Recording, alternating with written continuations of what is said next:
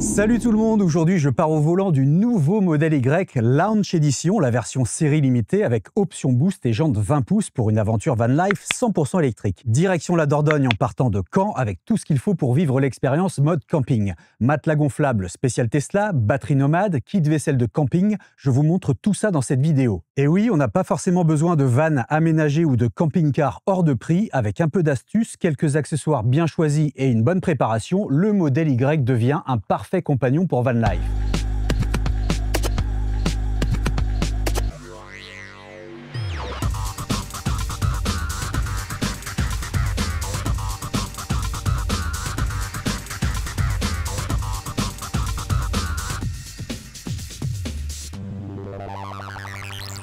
Pour commencer, voici ce que j'emmène avec moi. Un matelas gonflable NovaPads, c'est tout nouveau, spécialement conçu pour s'adapter parfaitement à l'intérieur du modèle Y. Sa conception élimine la pente des sièges arrière rabattus, on nous fournit un drap housse et le top du top, il dispose de mousse à mémoire de forme. Il est rapide à installer avec le gonflage automatique et surtout, on dort comme à la maison. C'est en tout cas la promesse et on va tester ça. Et comme il est livré avec un sac de rangement, on va pouvoir très simplement l'emporter avec nous. Alors, j'aurais pu le mettre dans le sous-coffre, mais je vais plutôt y placer une glacière faite pour Tesla et l'alimenter grâce à la prise 12 volts afin de garder mes boissons et aliments au frais. Vous avez une application pour vérifier et ajuster la température si besoin sur smartphone. J'emporte également un kit vaisselle de camping, compact et pratique, acheté chez Lidl. On a de quoi manger proprement sans s'encombrer. Pour la route, je prends mon disque dur externe avec ma playlist préférée, mais vous pouvez tout à fait utiliser la connexion Bluetooth de votre smartphone pour le streaming audio ou même utiliser les applications intégrées dans la Tesla comme YouTube Music, Spotify, Apple Music avec vos comptes personnels. Et pour alimenter tous mes appareils en pleine nature et me faire un petit café le matin avec ma Senseo, j'ai une batterie portable Aferi P210 que je vous avais déjà présentée dans cette vidéo en haut à droite. Elle permet de recharger smartphone, drone, caméra ou encore ordinateur sans aller puiser dans l'énergie stockée dans la Tesla. Jamais trop prudent, j'emporte le connecteur mobile qui me permet si besoin de recharger ma Tesla sur une prise de courant classique ainsi que le kit de réparation anti-crevaison officiel de Tesla. Pour plus de confort de conduite et pour ne pas être réveillé par la lumière matinale, vous pourriez installer un pare-soleil de toit que je vous avais présenté dans cette vidéo en haut à droite. Étant donné que je vais dormir dedans, je ne vais pas l'installer car je veux profiter du spectacle des étoiles avec ce grand toit panoramique en verre. Par contre, j'ai de quoi recouvrir les vitres, mais j'ai la version pour ma Model 3. Alors ça va peut-être pas totalement être adapté, on verra bien, mais ça existe bien entendu pour les dimensions du modèle Y. Je n'en ai pas non plus, mais sachez qu'il existe des kits de table et chaises pliantes qui se calent dans le sous-coffre, des toiles d'extension à fixer sur le haillon ouvert et plein d'autres accessoires qui pourraient vous servir en van life avec votre Tesla. Et bien entendu, comme il s'agit de vivre dedans, j'ai un kit complet et pour moi indispensable de tapis en PVC spécialement créé pour le nouveau modèle Y, histoire de protéger la feutrine des salissures, du sable et de la terre. Alors vous avez vu, ce qui est génial avec cette version, c'est que ça remonte carrément sur les côtés, puisqu'on a aussi de la feutrine ici. Et ça, c'est pas sur tous les modèles. Pareil à l'avant, ça protège les seuils de portière et ça continue sur les côtés. Pareil pour les portières, j'ai des moules spécifiques qui protègent la feutrine et ça, si vous avez des bambins qui mangent des bonbons et en oublient dans les portières, je ne vous raconte pas le truc s'ils fondent avec la chaleur sur la feutrine. Mais ça peut aussi être une bouteille de soda qui fuit. Là, on a juste à les nettoyer à l'eau et ni vu ni connu comme neuf. Et si vous avez un modèle propulsion, je vous conseille ces surcouches de pédales imitation performance. Ça fait plus stylé et je trouve que c'est plus agréable sous les pieds. Ne vous inquiétez pas, ça tient extrêmement bien et aucune chance que ça bouge. Ça a été l'un de mes premiers accessoires posés sur ma première Tesla et au passage, une de mes premières vidéos sur la chaîne il y a 2 ans. Vous retrouverez bien évidemment les liens de tous ces accessoires dans la description avec des codes promotionnels. Merci aux accessoiristes qui m'ont envoyé tout ce matériel pour réaliser cette vidéo. Et avant de prendre la route, je vais placer mes petits magnettes histoire de rappeler à ceux qui ne le savent pas et qui sont mal intentionnés que la Tesla enregistre tout ce qui se passe autour d'elle. Ça me ferait quand même mal qu'on me la raye à coups de clé. Je vais aussi placer mon badge de télépéage ici. D'ailleurs, si ça vous intéresse, j'ai fait une vidéo test avec plusieurs emplacements pour éviter de le coller au pare-brise parce que je trouve qu'esthétiquement, c'est pas terrible. Alors concrètement, comment ça se passe un vrai road trip en Tesla? J'utilise tout simplement le GPS embarqué de la Tesla. Pourquoi? Eh bien parce que chez Tesla, on rentre son adresse de destination et c'est la Tesla qui calcule où et quand s'arrêter sur l'une de ses nombreuses stations superchargeurs. On n'a pas à s'occuper de chercher où on pourrait s'arrêter, on suit les instructions.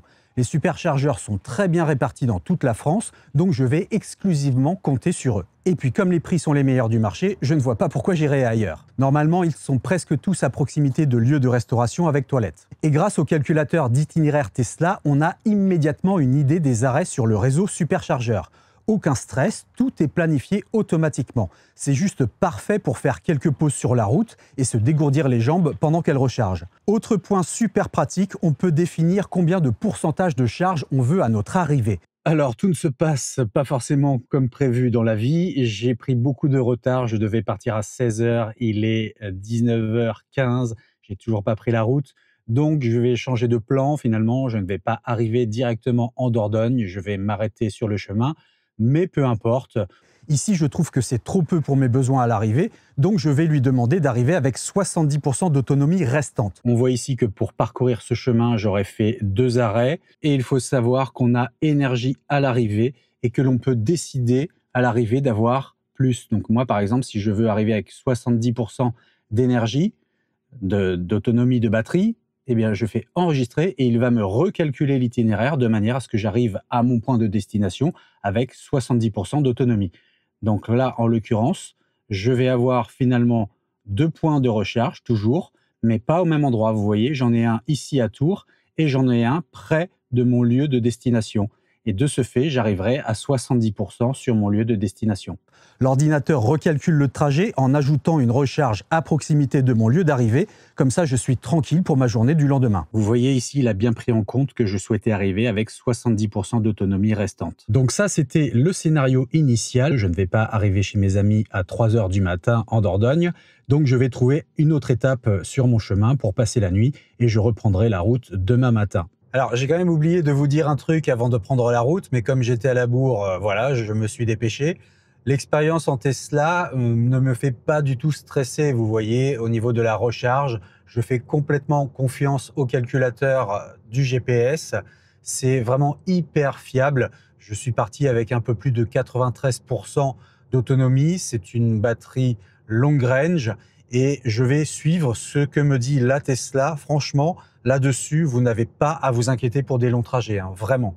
Et puis comme c'est un plan qui ne se déroule pas sans accroc, comme on dirait dans l'agence Tourisque, eh bien, je ne vais peut-être pas trop filmer ce début de voyage. Je vais rouler tranquille là jusqu'à mon étape de ce soir et c'est plutôt demain matin que je réallumerai les caméras pour justement vous parler un petit peu de l'expérience en conduite. Après, je ne peux que vous inviter à regarder mon test sur route de ce nouveau modèle Y. On va quand même revenir sur l'histoire du volant adaptatif. On va revenir sur l'autopilote parce qu'effectivement, il y a des changements par rapport à ma Model 3 ancienne génération. Dans les commentaires, effectivement, sur mon test routier, je disais que ce n'était pas un volant adaptatif et que de temps en temps, il fallait donner des petits coups au volant pour ne pas déclencher des alertes.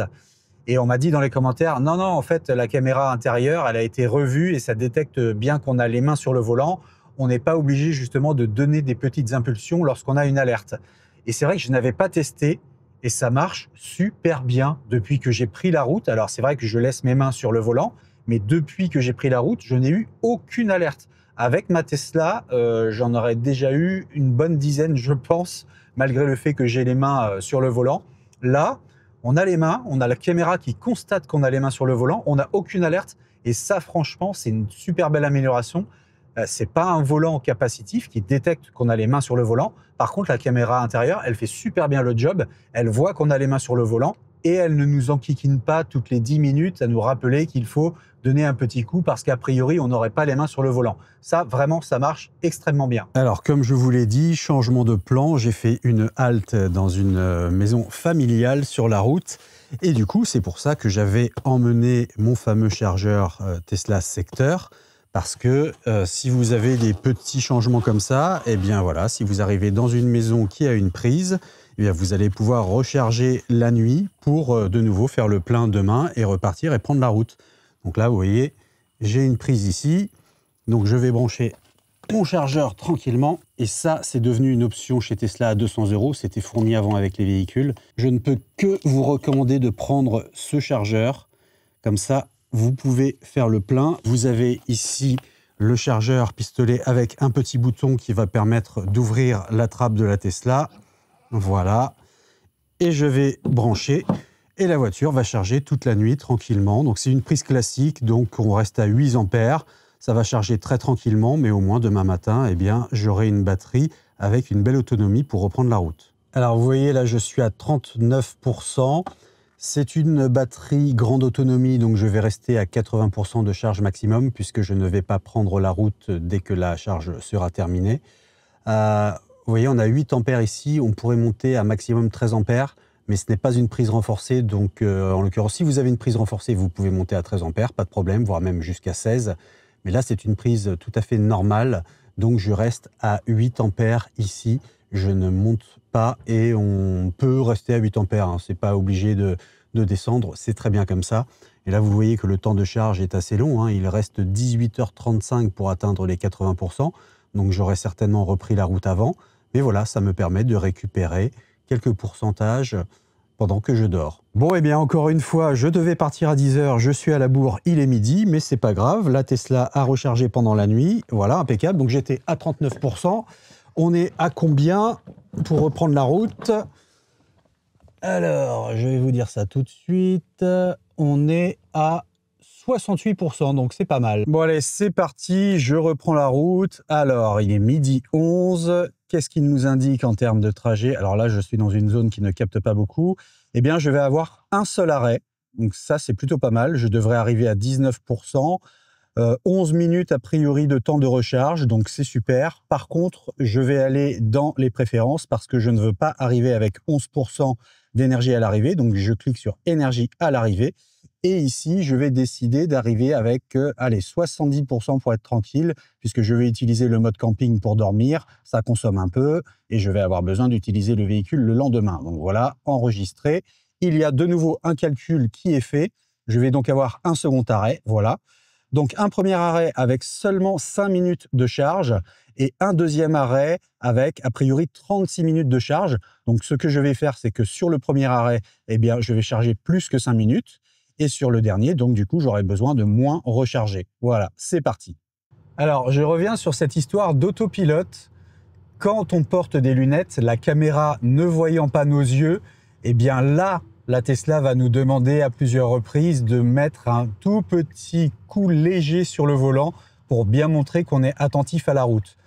Donc voilà, si on n'a pas de lunettes, effectivement, on a très peu de rappels en autopilote qui nous demandent de bouger un petit peu le volant. Par contre, lunettes, là, ça marche plus cette histoire avec la caméra interne.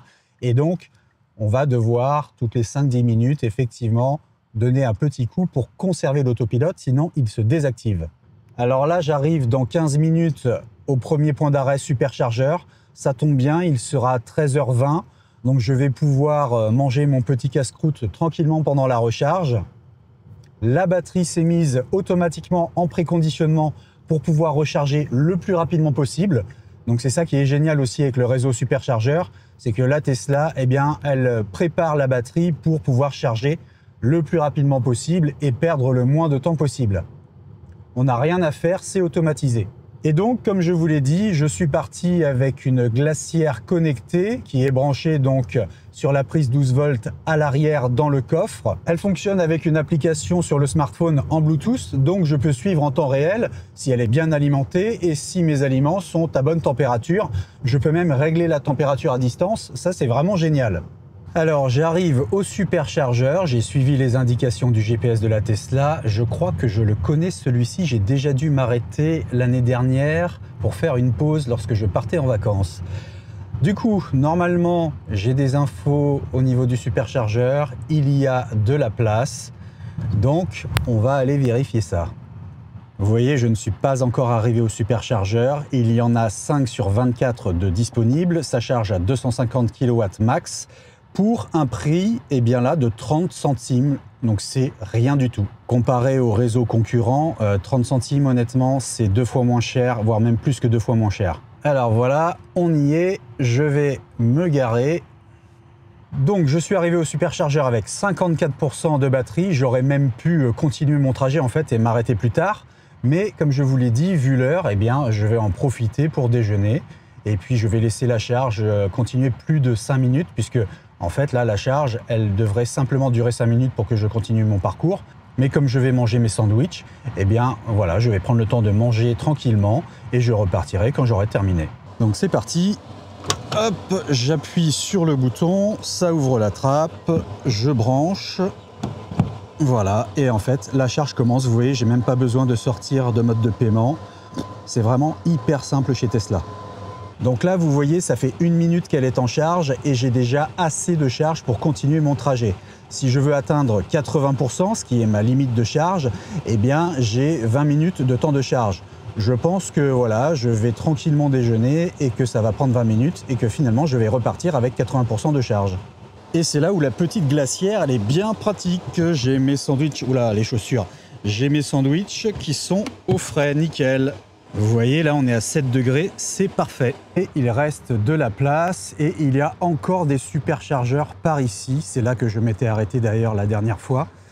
Donc, on est vraiment tranquille chez Tesla. On arrive, là, c'est quand même les vacances, on est en plein mois d'août.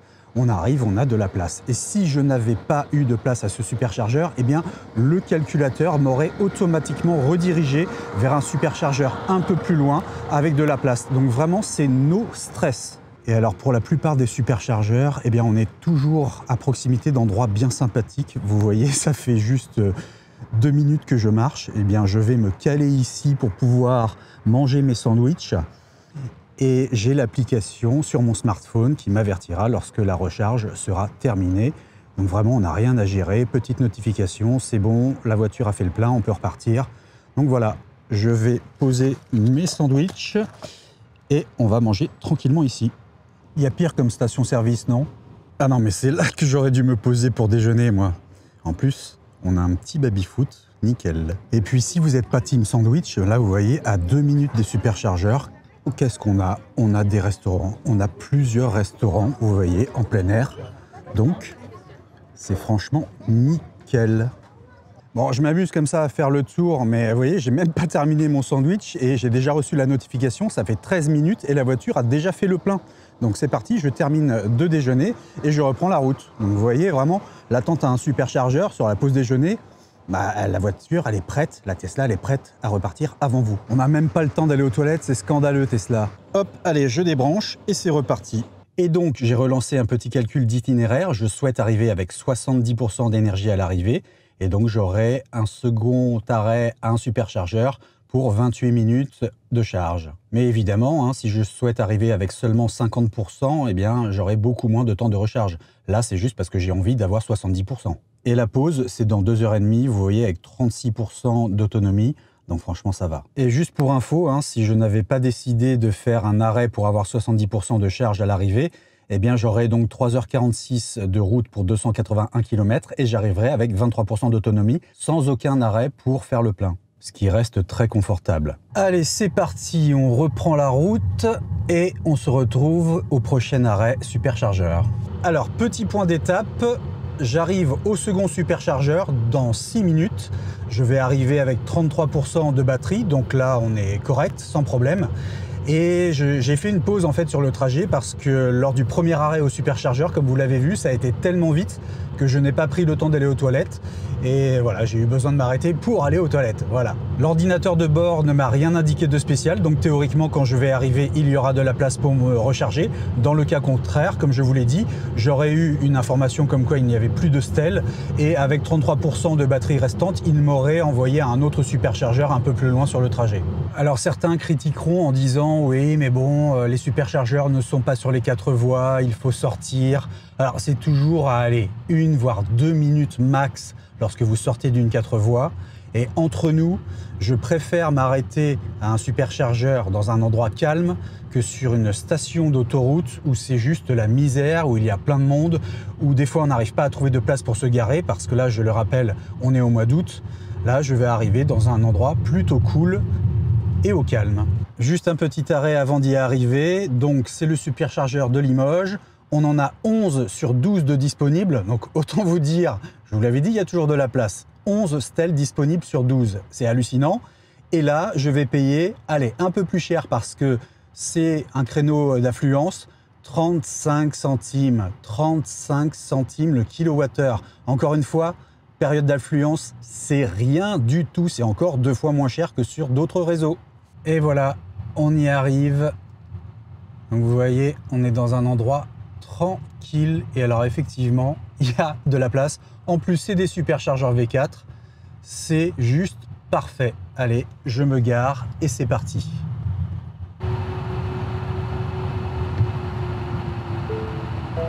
Je suis à 32%. Hop.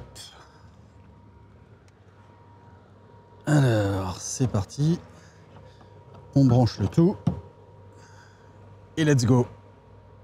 Et là, donc, j'ai 20 minutes de charge. Ça aurait pu être moins, comme je vous l'ai dit. Hein. Je n'étais pas obligé de m'arrêter pour arriver à ma destination finale. Mais je souhaite avoir 70% de charge à l'arrivée. Donc, 20 minutes de charge. Je vais aller faire un petit tour. En plus, vous voyez, il y a un lac là-bas. Alors, attendez, hop là, il y a un lac là-bas. Ça a l'air bien sympathique. Eh bien, je vais me dégourdir les jambes, profiter du soleil. Et dans 20 minutes, c'est reparti. Et alors, est-ce que ce haillon va s'ouvrir? Oui, quand même, j'espère. Hop. Ça passe à l'aise. Et j'en profite pour me reprendre une petite boisson au frais. Hop. C'est du panaché, hein. Vous voyez le superchargeur, il est là-bas. Eh bien, vous descendez 30 secondes, vous prenez cette petite passerelle, et là, on se retrouve à faire une pause dans un endroit plutôt cool qu'on n'a pas du tout avec des stations essence pour les voitures thermiques. Je ne dis pas que tous les superchargeurs sont idéalement placés, mais très honnêtement, vous admettrez qu'il y a pire pour faire une pause de 20 minutes. Donc, moi, je vais profiter tranquillement du soleil et du paysage pendant que la Tesla recharge, et je reprends la route après. Bon, ça y est, j'ai reçu la notification. La Tesla a fait le plein. Il va falloir que je quitte cet endroit à contre-cœur. Mais bon, vous voyez, c'est au calme. On est vraiment, vraiment tranquille. Ça fait du bien. Je vous rappelle quand même qu'on est un vendredi 8 août. Et là, c'est hyper calme. Je n'imagine même pas dans une station-service thermique sur une 4 voies. Voilà, magnifique, pile poil au bout de 20 minutes. Et pendant ce temps-là, ceux qui n'ont pas de Tesla galèrent avec un moyen de paiement. Alors pour info, j'ai encore changé mes plans. Oui, je sais, c'est de la totale impro. Je n'ai pas rechargé de manière à avoir 70% à l'arrivée. J'ai chargé jusqu'à 70% la batterie et j'arriverai avec 58% sur place, ce qui est en fait largement suffisant parce que j'ai vu avec mes amis, on ne va pas forcément bouger. Donc, pas de problème, ça suffit. Bon, alors, accident sur la route, il va falloir changer de plan, la route est barrée. Alors, point d'étape, j'arrive à destination dans environ 15 minutes et je me disais que vous vous poseriez peut-être la question, mais que se serait-il passé si je n'avais pas fait cet arrêt au superchargeur, étant donné que je suis tombé sur un accident qui bloquait la route et qui m'a obligé à faire un grand détour? C'est une très bonne question et en fait, ça ne m'aurait pas inquiété puisque j'ai décidé de faire une charge qui n'était pas obligatoire pour arriver à mon point de destination. Donc j'avais encore largement de la marge pour pouvoir arriver et pour pouvoir me permettre de faire un détour. Donc ça, aucun problème. Et si jamais je n'avais pas eu assez d'autonomie, eh bien on trouve toujours des superchargeurs à proximité, pas très loin, à quelques kilomètres et au pire des bornes d'un autre réseau de charge. Et donc je ne me suis absolument pas préoccupé de ces histoires de charge plus que ça. Là, évidemment, je vous parle de mes pourcentages arrivés à tel et tel endroit parce que je fais une vidéo sur le sujet. Mais honnêtement, je ne ferai pas de vidéo. Je ne m'en préoccuperai vraiment pas plus que ça. Je ne regarderai pas systématiquement mais combien de charges il me reste, etc. Non, non, non. Sachez vraiment que quand vous avez un véhicule électrique, Tesla en l'occurrence, parce que le réseau de superchargeurs, c'est vraiment la tranquillité absolue, on ne se pose pas de questions. Ça le fera, ça le fera. Donc voilà, zen, ultra zen. J'arrive bientôt dans 10 minutes. La piscine m'attend. Et ça y est, je suis arrivé sur mon lieu de destination. Donc écoutez, je suis à combien? 54%, c'est parfait. Donc je vais pouvoir aller me caler. Alors là, évidemment, j'ai des amis qui sont dans un gîte, qui n'ont pas de lit pour moi, mais pas de problème, hein. L'idée, c'est de dormir dans la Tesla. Il y aura une autre étape demain où là, je dormirai dans un champ, donc ça pose aucun problème. C'est la liberté totale, c'est ça qui est cool. Donc allez, je vais aller me dégourdir à la piscine. Et je vous dis à plus tard pour l'installation du matelas. Voilà où on est, en pleine campagne en Dordogne. On est sur un lieu, sur un gîte bien sympathique. Il y a 2 lacs, de quoi faire du paddle et on a même une piscine tout là-bas. Et c'est là que je dors ce soir. Et voilà pour cette première partie. Vous découvrirez dans la deuxième en quoi une batterie nomade peut être utile en mode van life. Nous verrons également le test du matelas NovaPads qui promet une mousse à mémoire de forme avec un gonflage sur la prise 12 volts. Je testerai notamment de nuit. Je passerai 2 nuits dans le Tesla Model Y avec ce matelas. Je vous ferai un retour d'expérience après une nuit de sommeil dans le Tesla Model Y et nous verrons une autre étape où là encore j'ai dormi dans le Tesla Model Y et enfin une pause sur un superchargeur pour se restaurer pendant que la recharge a lieu. Alors abonnez-vous pour ne pas louper cette prochaine vidéo et à bientôt. Vous avez également la possibilité de vous rendre sur le site teslastuce.com qui vous propose des codes promotionnels chez tous les accessoiristes, des bons plans, les magnètes Sentinelle, l'actualité et des articles sur de nombreux sujets concernant la Tesla et son écosystème. Allez, à plus sur Teslastuce.